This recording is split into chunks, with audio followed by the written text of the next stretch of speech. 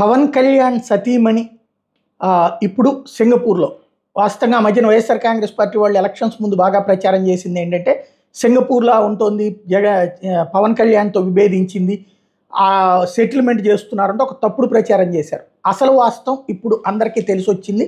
అప్పుడు ఏమీ ఖండించలేదు, దాని మీద స్పందించలేదు కూడా పవన్ కళ్యాణ్ కానీ జనసేన కానీ. ఇప్పుడు అసలు విషయం అందరికీ అర్థమైంది. పవన్ కళ్యాణ్ సతీమణి అనా లెజ్నోవా తాజాగా సింగపూర్ యూనివర్సిటీ నుంచి మాస్టర్స్ డిగ్రీ పొందారు. ఆమెకి ఇది 2వ మాస్టర్స్ డిగ్రీ. యూనివర్సిటీ ఆఫ్ సింగపూర్లో శనివారం నిర్వహించిన స్నాతకోత్సవంలో అనా పట్టా స్వీకరించారు. ఆగ్నేయాసియా దేశాలు, కళలు, సామాజిక విజ్ఞానంలో ఆ మాస్టర్స్ డిగ్రీ చేశారు. ఈ సందర్భంగా అనాన్ని పవన్ కళ్యాణ్ అభినందించారు. ఆమె రష్యాలోని సెయింట్ పీటర్స్బర్గ్ స్టేట్ యూనివర్సిటీలో చదివారు. అక్కడ ఓరియంటల్ స్టడీస్లో ఆనర్స్ పట్టా పొందారు. ఆసియా దేశాల చరిత్ర, భాషలు, జీవన విధానం మీద అధ్యయనానికి డిగ్రీ వచ్చింది. అందులో థాయిలాండ్ చరిత్ర ఒక ప్రత్యేక అంశంగా ఉంది.